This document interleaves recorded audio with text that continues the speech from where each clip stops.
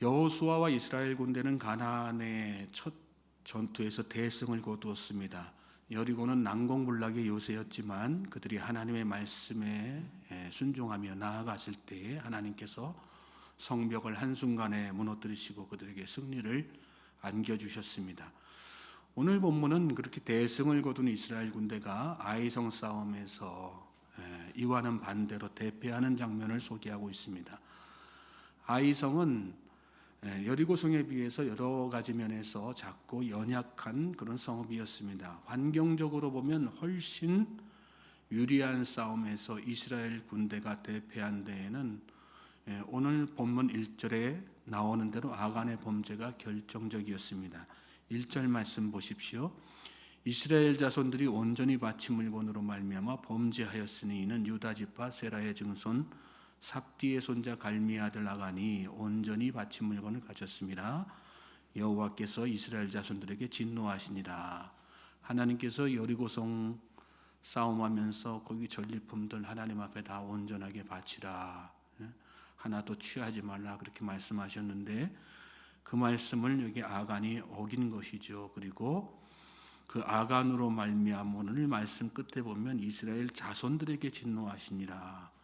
어떻게 보면 아간 한 사람의 범죄로 끝난 것인데, 그리고 그 책임이 아간과 그 가족들에게만 이렇게 물어줘야 되는 그런 상황인데 하나님께서는 이스라엘 자손 전체에게 이 일로 말미암아 진노하셨다는 그런 말씀이에요. 한 사람의 범죄에 대해서 하나님께서 얼마나 심각하게 여기시는가를 우리가 깨닫게 되는 그런 말씀이죠. 아간의 범죄는 한 사람의 범죄가 아니라 민족 전체의 범죄가 되는 거죠.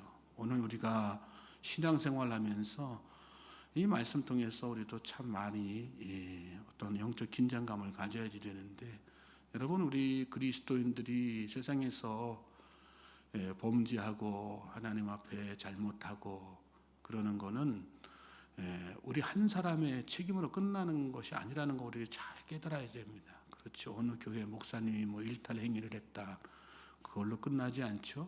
예수 믿는 사람들이 범죄했다, 그것으로 끝나지 않지 않습니까? 교회가 욕먹고 기독교인 전체가 욕먹고 또 하나님의 영광이 다 그것으로 말미암아서 가리워지는 일들이 발생하지 않습니까? 무거운 책임감을 가져야 되는 거죠. 저는 저와 여러분이 그러므로 말미암아 우리의 모든 말과 행동에 있어서 더 신중해질 수 있게 되기를 바랍니다. 무거운 영적 책임감이 우리에게 다 있는 것입니다. 나의 부족함으로 인해서 예수님의 이름이 또 하나님의 영광이 가리워지는 그런 일이 있어서는 안 되는 거 아니겠어요? 자, 이처럼 전쟁 패배의 직접적인 원인은 아간에게 있었습니다. 그렇지만 이와 함께 또 다른 이유도 있었다는 것을 오늘 말씀 가운데서 보게 되는데, 그것은 여호수아와 이스라엘 군대가 하나님께서 분명히 온전한 순종, 온전한 것 바치도록 이렇게 계속해서 말씀하셨는데, 사실은 아이성 전투하면서 여리고성에서의 싸움에서와 같이 온전한 마음을 다하지 않았다는 것을 말씀 가운데서 발견해야 돼요. 그게 사실은 또 어쩌면 본질적인 패배의 원인이 되기도 하는 거죠. 오늘 우리 또 영적 전쟁 싸우다 가다 보면 하나님의 도우심으로 막 승리하기도 하지만 자칫 승리에 도취되어서 영적으로 해이해지고 그 결과 아무것도 아닌 일에서 패하는 그런 경우가 종종 생기게 됩니다. 본질적인 우리 신앙의 본질적인 것들을 놓치지 말고 살아야 됩니다. 그 본질적인 것이란 큰 일에서 놓쳐지는 것이 아닙니다. 자꾸 사소한 일에서 자꾸 놓치게 되고 넘어지게 되고 그러는 거죠. 성도가 넘어지는 일은 큰 일보다는 대개 작은 일인 경우가 참 많습니다. 여기 여리고성 싸움 끝나고 나서 아이성 싸움도 사실은 작은 성의 싸움이었지 않습니까?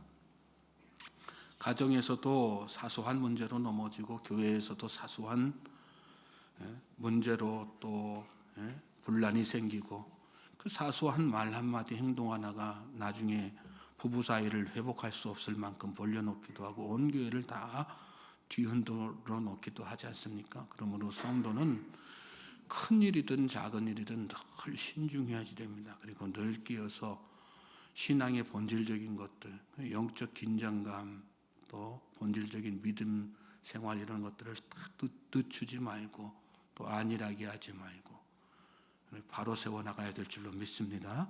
본문 2절 3절 보십시오. 여호수아가 여리고에서 사람을 베델 동쪽 베다웬 곁에 있는 아이로 보내며 그들에게 말하여 이르되 올라가서 그 땅을 정탐하라 하매 그 사람들이 올라가서 아이를 정탐하고 여호수아에게로 돌아와 그에게 이르되 백성을 다 올라가게 하지 말고 2-3천 명만 올라가서 아이를 치게 하소서. 그들은 소수이니 모든 백성을 그리로 보내어 수고롭게 하지 마소서 하므로. 여호수아는 여리고성을 정복할 때와 마찬가지로 아이성 전투를 앞두고 정탐군들을 보냈습니다. 여기까지는 뭐 별다른 문제가 없어 보이죠. 그런데 이어지는 정탐꾼들의 보고를 들어보면 여리고성을 정탐할 때와 같은 어떤 영적 긴장감이 전혀 보이지 않는 것을 보게 돼요. 그들은 정탐을 마치고 돌아와서 백성을 다 올라가게 하지 말고 2-3천 명만 올라가서 아이를 치자 이렇게 말하죠. 2천 명도 아니고 3천 명도 아니고 2-3천 명이라는 말은 무슨 뜻입니까? 대충 그 정도 인원이면 되겠습니다. 정확하게 파악해서 정확하게 뭘 하겠다는 얘기가 아니라 대충 대략 그 정도면 되겠습니다. 그들은 소수니까 모든 백성과 가지고 고생할 필요가 뭐가 있습니까? 무슨 생각이 들어간 것입니까? 교만한 생각이 들어간 것이죠. 여리고성에서의 승리는 전적으로 하나님께서 행하신 일인데 마치 자기들이 뭐라도 되는 것처럼 그런 교만한 마음이 그들 가운데 들어간 것입니다. 여러분, 사람은 이처럼 한순간에 교만해지는 것입니다. 원래부터 교만한 사람이 있는 게 아니라 한순간 영적으로 방심할 때 교만해지는 것입니다. 영적 긴장감이 느슨해지면 안일한 마음이 생기고 안일한 마음이 생기는 그 순간 인간은 교만해지고 또 교만은 패망의 앞잡이라고 그랬지 않습니까? 넘어지고 마는 거죠.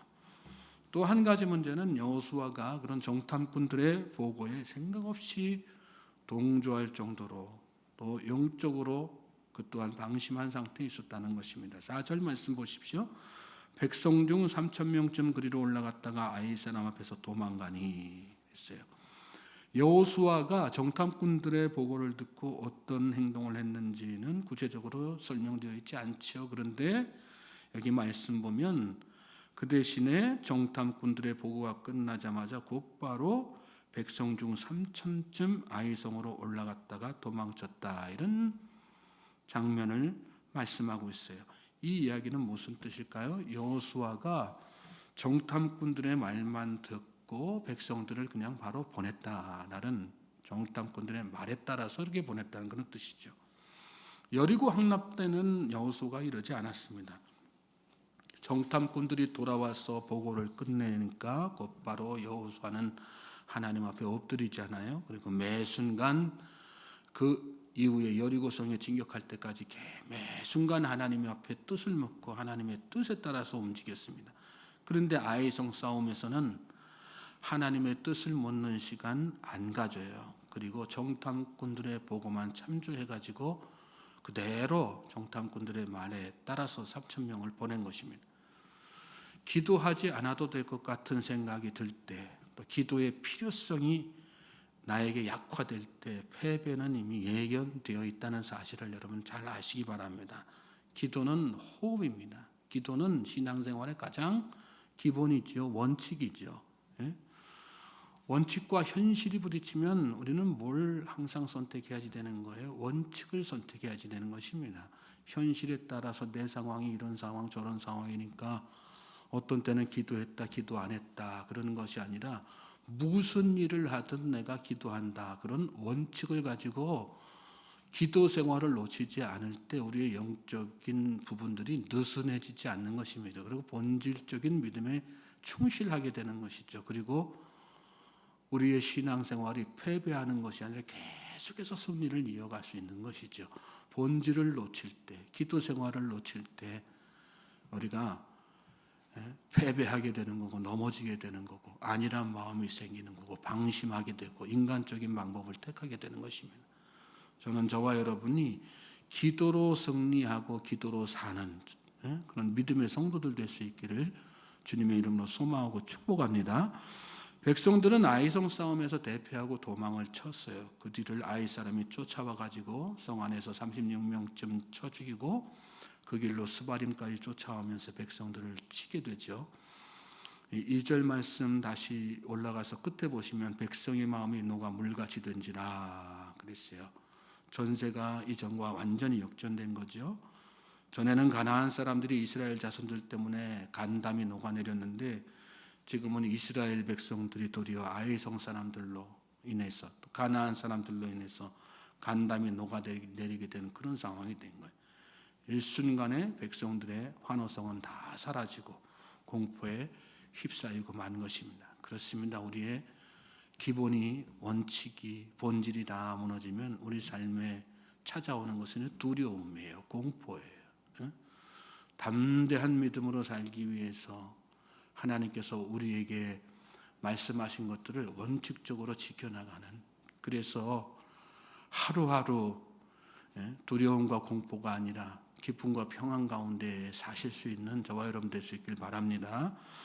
자, 6절 말씀 보시면 이런 상황 바라보는 여호와의 심정에 대해서 설명하는 말씀이죠. 여호수아가 어땠을까요? 얼마나 절망적이었겠어요. 그런 상황을 보면서 자기 자신에 대해서 지도자로서 막 자책도 했을 것입니다. 그리고 이 패배의 원인이 어딘지 알고 싶은 그런 마음이 있었겠죠. 그래서 그때 가서 하나님 앞에 이 여호수아가 엎드리는 것을 봅니다. 여러분, 언제라도 하나님 앞에 엎드리면 하나님께서 은혜 주신다는 사실을 믿고, 여러분이 패배하고 있는 상황이든 또 넘어져 있는 상황이든 낙심하고 있는 상황이든 또 반대로 승리하고 있는 상황이든 항상 하나님 앞에 엎드리는 신앙생활을 할 수 있게 되길 바랍니다. 여호수아가 옷을 찢고 이스라엘 장로들과 함께 여호와의 궤 앞에서 땅에 엎드려 머리에 티끌을 뒤집어 쓰고 저물도록 있다가, 여기 말씀에 옷을 찢고라고 하는 말은 슬픔과 어떤 탄식의 표현을 말하는 거죠. 땅에 엎드려 하나님 앞에 회개하면서 바짝 엎드린 것입니다. 또 머리에 티끌을 뒤집어 쓰고, 죄를 뉘우칠 때 이스라엘 백성들이 보통 하는 그런 행동들이죠. 여호수아는 이 이스라엘 아이성 싸움에서의 대패의 상황을 바라보면서 백성들이 그렇게 막 도망하고 죽음당하는 그런 처참한 현장을 보면서 하나님 앞에 바짝 엎드린 거예요. 하나님, 저는 티끌 같은 존재고 아무것도 아닌 존재입니다. 하나님, 제가 죄인입니다. 그렇게 엎드려서 하나님의 은혜와 지혜를 구하는 거죠. 은혜 구하면 은혜 주시는 주님, 지혜 구하면 후히 주시는, 꾸짖지 않고 후히 주시는 하나님. 그렇죠. 구하지 않아서 우리가 얻지 못하는 것이지, 구하면 하나님은 언제나 지혜 주시고 또 언제나 은혜 베풀어 주신다는 사실을 여러분 믿으시고 날마다 하나님 앞에 엎드려 하나님의 은혜와 지혜를 구할 수 있길 바랍니다. 우리가 살다 보면 알 수 없는 실패를 경험할 때가 있죠. 그동안에 우리는 어떻게 했어요? 실패의 원인을 찾느라고, 다른 데서 찾느라고 여기저기 분주하며 돌아다니진 않았습니까? 오늘 말씀 통해서 우리가 깨닫는 것은 무엇입니까? 우리가 살다가 실패의 경험을 만났을 때 우리가 가장 먼저 해야지 될 일은 뭐라는 거예요? 하나님 앞에 철저하게 엎드리라는 거예요. 그리고 하나님의 은혜를 구하고 자비를 구하고 긍휼을 구하고, 그래서 하나님께서 주시는 은혜로 다시 일어서는 것이죠. 이렇게 여호수아가 하나님 앞에 바짝 엎드리자 하나님께서는 이 아이성 전투의 패배의 원인이 무엇인지를 여호수아에게 알려주시는 것을 오늘 이어지는 말씀 가운데에서 보게 됩니다. 엎드려 있는 여호수아에게 아이성 전쟁의 패배의 원인은 하나님의 언약을 어기고 또 너희들 백성 중 가운데에서 하나님께서 온전하게 바치라고 했던 거 바치지 않은 자가 있다. 다 알려주셨어요. 하나님의 말씀대로 하지 않은 것, 그것이 전쟁의 패배의 원인이었습니다. 그리고 하나님은 다음 날 모든 지파를 뽑아서 제비를 뽑으라고 말씀하시는 것을 이어지는 말씀 가운데에서 보게 되죠. 그 결과 이 여호수아가 하나님의 말씀에 따라서 각 지파별로 사람들을 앞으로 나오게 하고, 그리고 계속해서 하나님의 방법대로 제비를 뽑아가지고 결국은 아간을 찾아내지 않습니까? 하나님께서 왜 아간에게 아간의 범죄를 뻔히 아셨음에도 불구하고 왜 이런 방법을 여호수아에게 행하도록 하셨을까요? 하나님의 목적은 아간이나 이스라엘 백성들을 벌하고자 하는 데 있었던 게 아니시죠. 하나님은 마지막 순간까지 이 아간에게 회개할 기회를 허락하셨던 것입니다. 아간은 이렇게 마지막 순간까지 제비를 뽑혀가지고 나중에 그 죄가 다 만천하에 드러날 때까지 기다릴 것이 아니라 그 이전에 미리 나와서 하나님 앞에 엎드려 여호수아 앞에 와서 자신의 죄를 다 고백했어야지 되는 거예요. 그랬다면 하나님께서는 아마 이 아간의 죄를 용서해 주시고 그의 가족을 몰살당하는 그런 일이 없도록 다 지켜주셨을 것입니다. 그것이 하나님의 마음이고 그것이 하나님의 깊으신 사랑 아니겠습니까? 그러나 그럼에도 불구하고 아간은 마지막 순간까지 자기의 이름이 불려질 때까지 끝까지 회개하지 않죠. 하나님 앞에 엎드리지 않으므로 멸망하게 되는 것입니다. 기회가 없어서 망하는 것이 아니라 기회가 있음에도 불구하고 기회를 놓치기 때문에 죄를 지어서 멸망하는 것이 아니라 죄를 짓고 회개하고 돌이키지 않기 때문에 멸망하는 것입니다. 저는 저와 여러분이 이 아간의 모습을 바라보면서 이 새벽에 하나님 앞에 회개할 것도 있다면 철저하게 다 엎드려서 회개하고 토설하는 그런 복된 성도들 될 수 있기를 주님의 이름으로 소망하고 축복합니다. 지금이 기회입니다. 지금이 기회. 오늘 이 새벽이 기회고 이 기회를 놓치면 다시 나에게 그 기회가 오지 않는 그런 상황이 나에게 다가올지도 모르는 것입니다. 지금 이 순간이 하나님 앞에 엎드려야 될 기회이고 또 하나님의 은총을 받아야 될 때라는 사실을 잘 기억하고 오늘 이 기회를 놓치지 않는, 그래서 하나님의 은총 안에 거하는 우리 모든 성도님들 되시기를 주님의 이름으로 소망합니다. 자, 이렇게 끝까지 아간은 버텼어요. 그래서 결국은 죽임을 당하죠. 아골골짜기에 모든 아간과 그의 식소들, 짐승들까지 다 끌고 가요. 그리고 이스라엘 백성들이 그를 돌로 쳐 죽이는 그런 상황이 오늘 말씀 가운데 끝에 이렇게 소개됩니다. 중요한 것은 여호수아서 7장 26절 마지막 절이에요. 그 위에 돌무더기를 크게 쌓았더니 오늘까지 있더라. 여호와께서 그의 맹렬한 진노를 그치시니 그러므로 그곳 이름을 오늘까지 아골골짜기라 부르더라. 진노를 그치심으로 아골골짜기라 부른 것이다 라는 말씀이에요. 아골골짜기는 원래 슬픔의 골짜기죠. 그러나 거기에 뭐가 있었으므로 진노를 그침으로 하나님의 구원이 있으므로 그 골짜기가 지금까지 있게 된 것이고 그 골짜기는 원래는 슬픔의 골짜기 또 죄의 골짜기지만 구원의 골짜기가 된 것입니다. 저는 오늘 이 말씀 통해서 저와 여러분이 소망 갖고 살게 되기를 주님의 이름으로 소망하고 축복합니다. 하나님은 이렇게 마지막 순간까지 구원의 문을 열어놓으시는 분이세요.